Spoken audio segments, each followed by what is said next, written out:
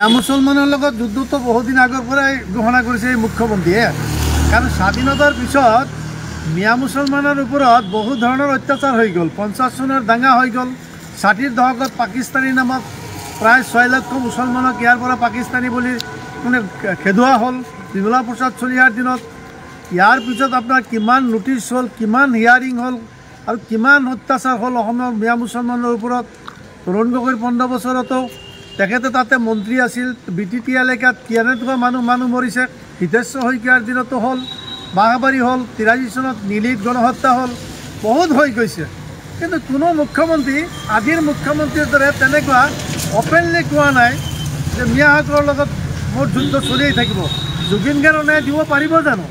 তেখেতে যদি জুবিন গাৰ্গৰ ন্যায়টো দিব পাৰে তেতিয়া আমি সবাতকৈ আমি সুখী হ'ম। কাৰণ জুবিন গাৰ্গৰ ন্যায় দিবলৈ হ'লে এইটো আইনসংগত দিব লাগিব। তেখেতে কি ন্যায় দিব? তেখেতেতো ন্যায় দিয়াৰ মালিক নহয়। ন্যায় দিয়াৰ ইয়াত মানে সাক্ষী সাব্যস্ত হোৱাৰ পিছত তেখেতসকল যদি দোষী হয় তে ন্যায়ালয়ে দিব, সেইটো কোৰ্টৰ কনচাৰ্ণ। তেখেতে কেনেকৈ দিব পাৰিব ন্যায় জুবিন গাৰ্গক? তেখেতৰ হাতততো তেনেকুৱা আইন ব্যৱস্থা নাই নহয়। তেখেত অসমৰ মুখ্যমন্ত্ৰী, সাংবিধানিক মুৰব্বী, আৰু যিবিলাক কথা ৱাৰ্ডিং কৰি আছে অসমত আৰু মিয়া মুছলমানৰ কাৰণে সি কৰিব পাৰিছে। আৰু যিমানেই কৰি থাকক কি হেৰাছমেণ্ট দিব মিয়া মুছলমানক আৰু কিয় অত্যাচাৰ কৰিব, কেনেকৈ দবাই ৰাখিব? দবাইতো ৰাখিব নোৱাৰিব। আমাক কি লিখা পঢ়া কৰাত বাধা দিব পাৰিব? আমাক কৰ্ম কৰাত কি বাধা দিব পাৰিব? আমাৰ খেতি বাতি কৰাত কি বাধা দিব পাৰিব? আমাৰ ব্যৱসায় বাণিজ্যত কি বাধা দিব পাৰিব? চৰকাৰীভাৱে আমাক হয়তো বিভিন্ন ক্ষেত্ৰত আমাক মানে অত্যাচাৰ কৰিবলৈ চেষ্টা কৰিব। আৰু ইমান সহজ নহয়। এই মানুহখিনি বহি নাথাকে নহয়। ইয়াত বিপ্লৱ হ'ব, সংগ্ৰাম হ'ব। প্ৰয়োজন পৰিলে আমি তেজ দিম। অসমত আমি ভাৰতীয় নাগৰিক। আমি বিদেশৰ পৰা অহা নাই, আমি কৰ্ণজৰ পৰা অহা নাই, আমি ব্ৰহ্মদেশৰ পৰা অহা নাই। আমি ব্ৰিটিছ ইণ্ডিয়া, ভাৰতবৰ্ষৰ পূৰ্বপ্ৰান্তৰ পৰা আমাৰ পূৰ্বপুৰুষসকল আহিছে। 5 টকীয়া ট্ৰেইনত আমাৰ মানুহক ব্ৰিটিছে আমদানি কৰিছিল। আৰু ইয়াত 47 চনৰ আগত 7টা গভৰ্ণমেণ্ট হৈছিল। 5টা গভৰ্ণমেণ্ট লিড কৰিছিল ছাৰ ছাদুল্লাহ।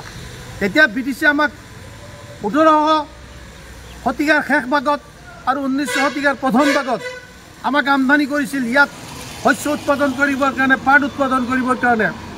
আমাৰ 1920 আমাৰ মানুহ 1920 চনৰ পাট্টা আছে। আমাৰ মানুহ 1930 চনৰ পাট্টা আছে। কোনে দিছিলে এই পাট্টা? ব্ৰিটিছ গভৰ্ণমেণ্টৰ দিনত। তেতিয়া ইয়াত যিজন মানুহে আপোনাৰ চিফ কমিশ্যনাৰ আছিলে, সেই কমিশ্যনাৰজনে ইয়াত আমাক 6,53,000 মানুহক যে পাট্টা দিছিলে, সেইবিলাক আমাৰ গ্ৰেণ্ডফাদাৰৰ সমপৰ্যায়ৰ মানুহ আছিল। তেখেতসকলৰ সমপৰ্যায়ৰ মানুহবিলাকক পাট্টা দিছিলে। আৰু পাট্টাত ইয়াত অসমীয়া হিন্দু মানুহে পাইছিল 84,000 মানুহে পাট্টা পাইছিল। গতিকে সেই মানুহবিলাকৰ ওপৰত বহুতবাৰ হিয়াৰিং হৈছে। NRC নামত হৈছে, বিধিৰ নামত হৈছে, বাংলাদেশীৰ নামত হৈছে। আৰু কি দবাই ৰাখিব পাৰিব, কি কৰিব পাৰিব? জুবিন গাৰ্গৰ অনুৰাগীৰ আপোনাৰ কিছুমান বোলে আপোনাৰ সঁচা অনুৰাগী, কিছুমান ডুপ্লিকেট অনুৰাগী। আৰু জুবিন গাৰ্গৰ লগততো অসমৰ কোনো মানুহৰ তৰ্ক বিতৰ্ক হোৱা নাই। জুবিন গাৰ্গৰ লগত যদি কিবা হৈছে সেইটো অসমৰ মুখ্যমন্ত্ৰীৰ হৈছিল। জুবিন গাৰ্গৰ বিৰুদ্ধে যদি কিবা কথা বতৰা অপেনলি কৈছিল, জুবিন গাৰ্গে যেতিয়া কৈছে মই কোনো হেৰি নামানো, তেখেতে কোনো ঈশ্বৰ নামানে, তেখেতে কোনো হেৰি নামানে, জাত পাত নামানে, তেতিয়া তেওঁৰ বিৰুদ্ধে কথা ক'লে আজিৰ মুখ্যমন্ত্ৰীয়ে কৈছিল। তেখেতে কৈছে জুবিন গাৰ্গৰ বিৰুদ্ধে। আৰু জুবিন গাৰ্গে কৈছে বিজেপিক ভোট দিব নালাগে। আমি মিয়া মানুহে কোৱা নাই যে বিজেপিত ভোট দিব নালাগে। জুবিন গাৰ্গে অপেনলি কৈছে বিজেপিত। আৰু কি ৱাৰ্ডিং কৰিছে এইবিলাকতো অসমৰ চব মানুহে জানে নহয়। আৰু অসমৰ গাইঘুটিৰ মানুহবিলাকে যদি এইবিলাক কথা মনত ৰাখে, তেখেতে ভাবিছে যে মিয়াৰ বিৰুদ্ধে আমি এনেকুৱা কথা ক'লে অসমৰ চব হিন্দু মানুহ ঐক্যবদ্ধ হৈ যাব। ইমান সহজ নহয়, ইমান সহজ নহয়। অসমৰ গাইঘুটিৰ মানুহে বুজি পাইছে জুবিন গাৰ্গ কেনেকৈ মৰিছে, কেনেকৈ তাত গ'ল, কি হিচাপে গ'ল, তাৰ ৱাইফৰ যে পাছপৰ্টটো কেঞ্চেল হৈছে, ভিছাটো কেঞ্চেল হৈছে, এই কথাবিলাক বুজি পায়।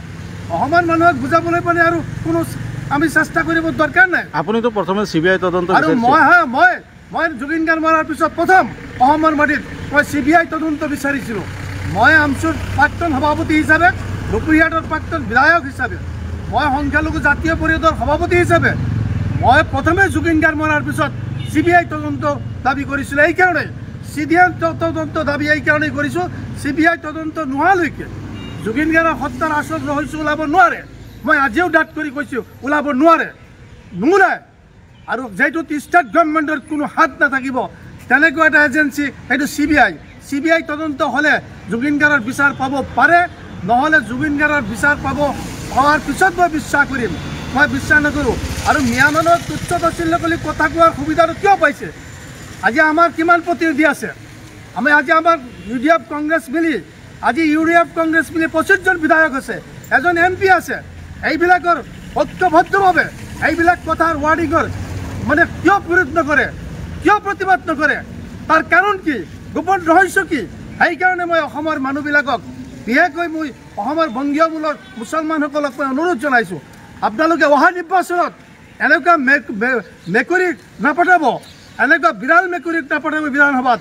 যি দলৰেই হওক, কংগ্ৰেছ হওক বা UDF হওক, যিকোনো দলৰেই হওক, ইণ্ডিপেণ্ডেণ্টেই হওক, মানুহ এনেকুৱা পঠাব লাগে, এনেকুৱা কথা কোৱাৰ পিছত যাতে ফেচ টু ফেচ চকুত চকু ৰাখি প্ৰতিবাদ কৰিব পাৰে। আজিৰ মুখ্যমন্ত্ৰীয়ে যিটো মুখেৰে আহে সেইটোৱে কৈ দিয়ে, ইছলামক খতম কৰিব দিয়াৰ কথা তাৰ সাহস পায়। ইছলামৰ বিৰুদ্ধে কথা কোৱা মানুহজন কি? আমাৰ হাদিছ মতে কি কয়? সি কেনেকুৱা মানুহ? সি কেনেকৈ জন্ম লৈছে? ইছলামৰ বিৰুদ্ধে কথা কোৱা, ইছলাম ধৰ্মৰ বিৰুদ্ধে কথা কোৱা মানুহ।